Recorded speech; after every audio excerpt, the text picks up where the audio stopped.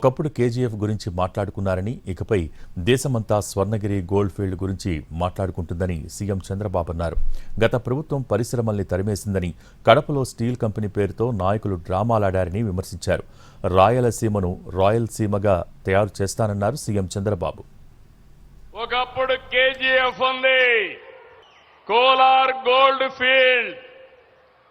ఇప్పుడు దేశమంతా మాట్లాడబోయేది Swarnagiri gold field.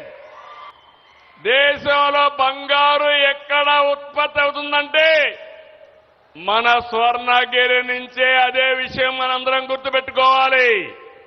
Speed of doing business కి ఆంధ్రప్రదేశ్ చిరునామా, ఒక మోడల్.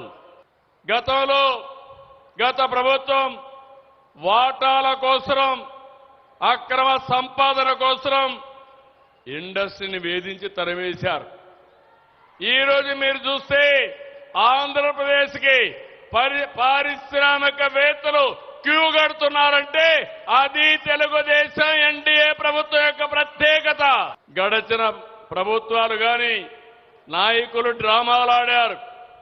బ్రహ్మణి స్టీల్ అన్నారు, భ్రమ కల్పించారు, పెద్ద అవినీతి చేశారు.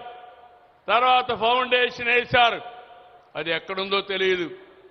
కానీ హామీ ఇస్తున్నా, 3వ తారీఖు పనులు ప్రారంభించి 2028కి రాయలసీమ స్టీల్ ఫ్యాక్టరీ తెచ్చే బాధ్యత ఈ ప్రభుత్వానికి మరొక్కసారి హామీ ఇస్తున్నా. రాయలసీమని రాయల్ సీమగా తయారు చేసే బాధ్యత మాది.